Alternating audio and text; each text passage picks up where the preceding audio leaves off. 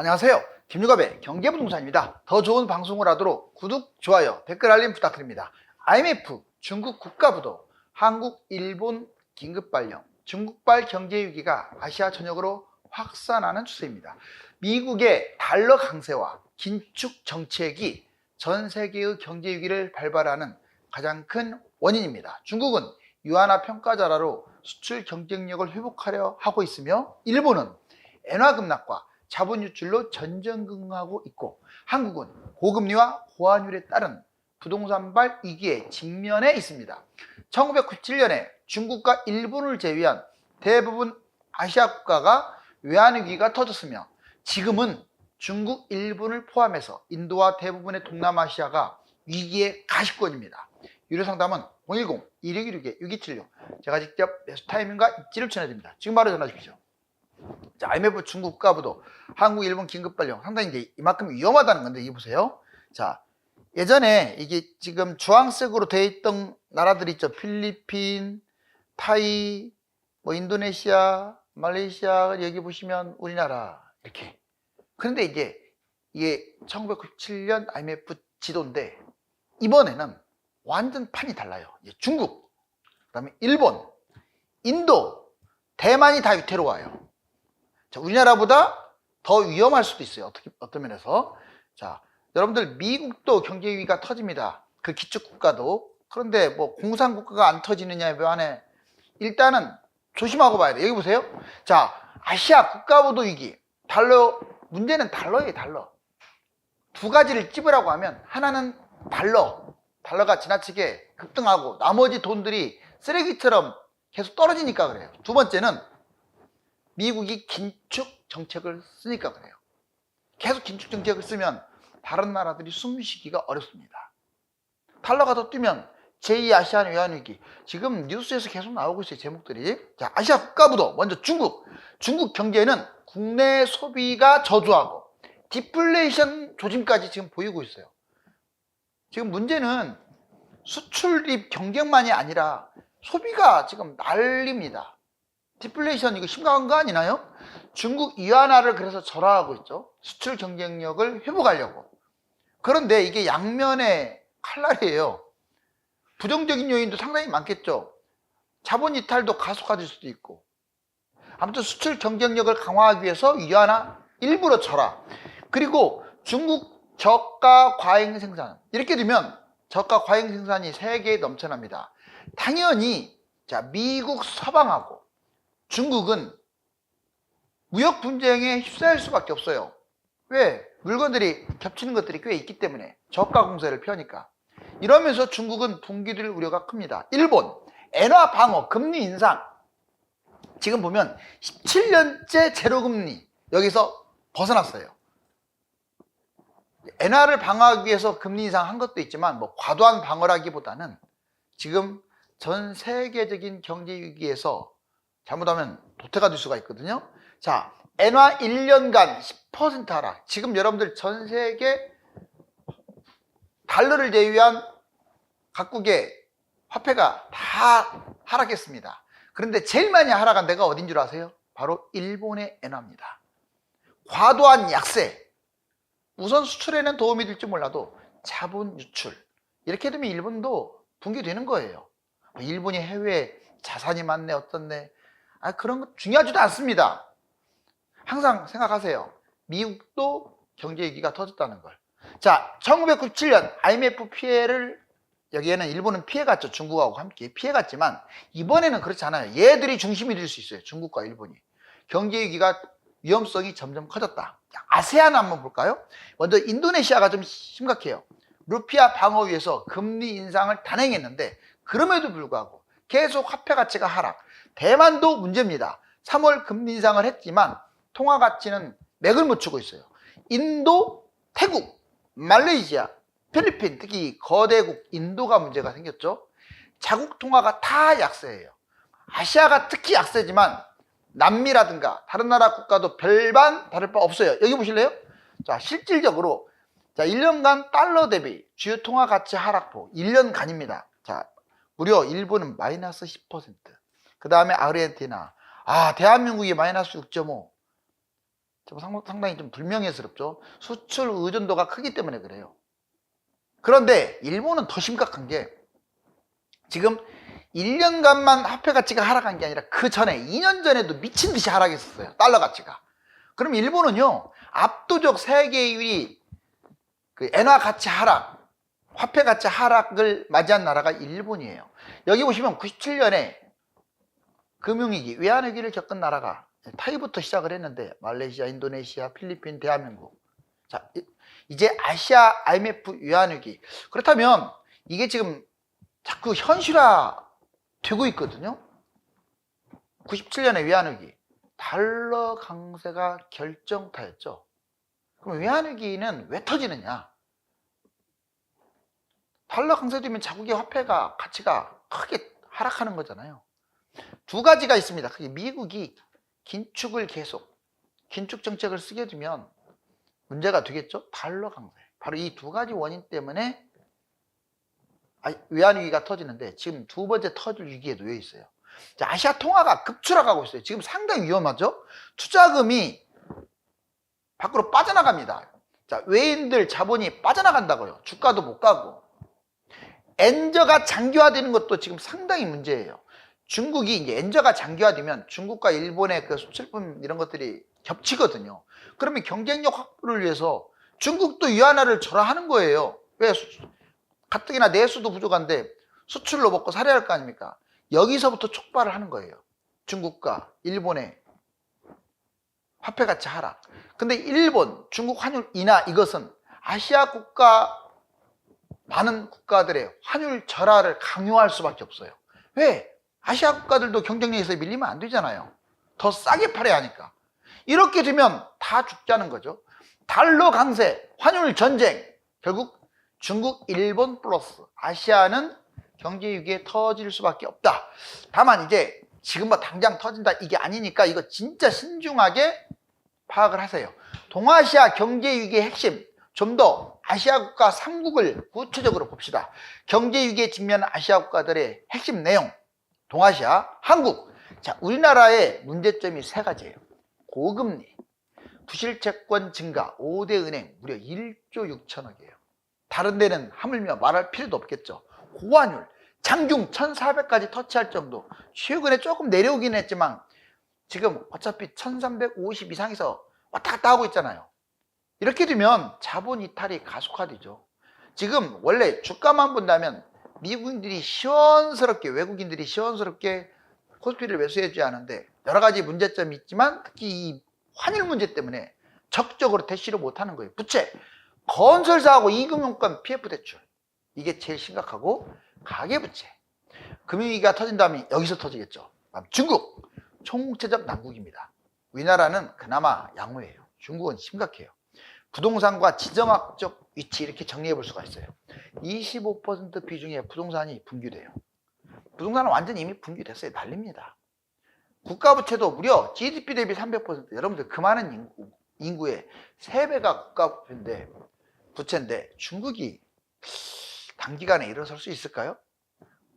그리고 미국 동맹국들의 자본 이탈이 가속화되고 있어요. 중국이 먼저 잘못을 했어요. 외국인들 회사, 기업 대우를 제대로 못했거든요. 그게 공산국가의 전형이에요. 남 실컷 이용해 먹고 지들 배때기 불리는 거. 이게 빨갱이 국가들의 전형 아닙니까? 여기 보시면 증시 폭락, 소비 침체. 당연하죠. 자, 일본이라고 안심할 게 아닙니다. 역대급 엔저예요. 전 세계에서 압도적 화폐 가치 하락. 엔달러 160엔을 넘긴 적도 있고. 이게 34년 만에 최고치죠. 엔저가 지금 장기화될 조짐이에요. GDP가 원래 2위였어요. 미국 다음으로 2위였다가 이제 중국 3위한테 밀리고 내년 정도 되면 이제 5위까지 추락.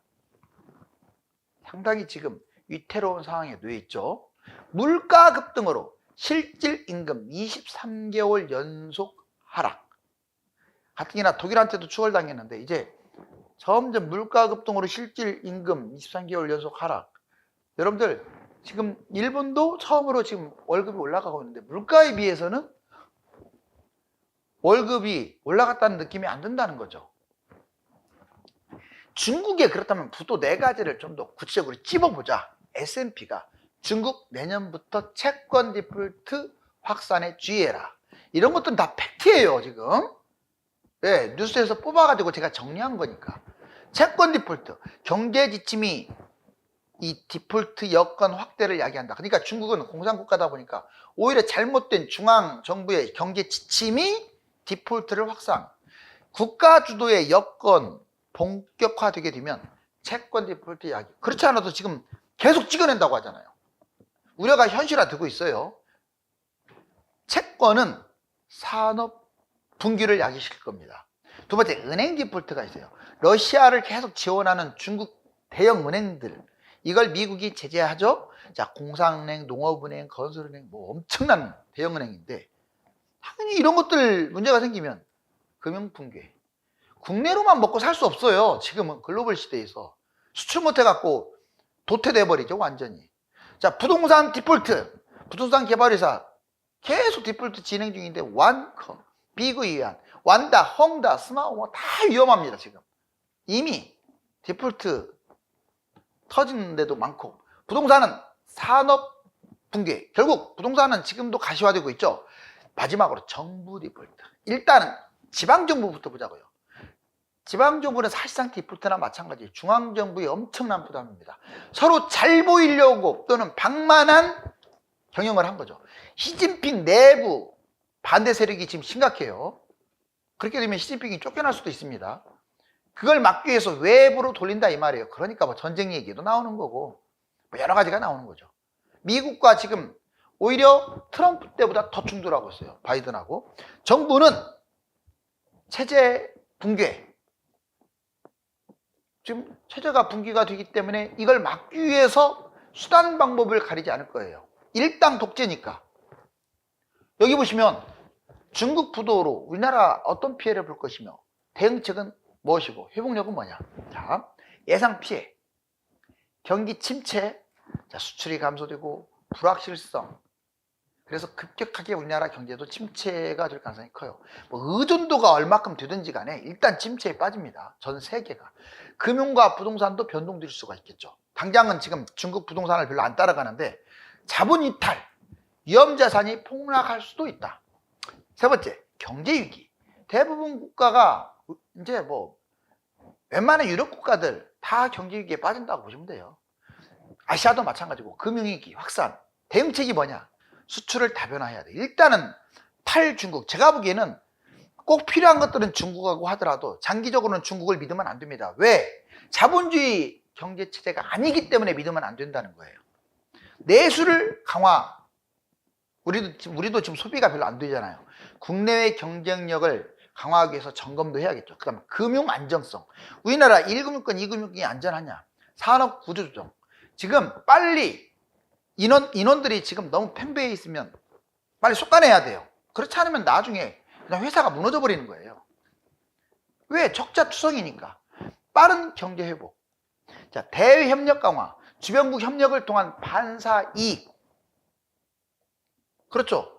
우리가 다른 나라하고 협력을 계속 강화하는 것만이 뭐 스와핑이 됐든 또는 수출입 문제가 됐든 세일즈 외교가 됐든 이걸 해야만이 살아남을 수 있어요. 회복력. 가장 먼저 우리나라는 반응을 합니다. 대외 의존도가 높아서 폭락할 때 가장 먼저 떨어져요. 가장 먼저 또 회복합니다. 대외 의존도가 높아서 만약 이제 끝났다. 경제 위기가 끝났다면 우리나라가 제일 먼저 올라가요. 수출입 주도 국가다 보니까. 대신에 사전에 철저히 준비했을 때 이런 일이 벌어지는 거지. 아니 나라가 만신창인데 뭐 회복이 되겠어요? 경제 위기와 회복의 모델. 자, 이제 미국 파산. 자산 거품. 미국도 조금 만만치가 않아요. 자, 미국 사실상 파산. 비트코인 금에 왜 투자하느냐? 지금 여러분들 비트코인이 올라가면 올라갈수록 금 가치가 올라가면 올라갈수록 미국이란 나라는 형편없어진다 이렇게 보시면 돼요. 그게 뛰는 이유는 여러 가지지만 달러가 재구시를 못하고 쓸데없이 비싸고 그 다음에 미국이 주식이든 이런 것들이 뭐 경기가 좋아요? 개별 경기는 하나도 안 좋아요.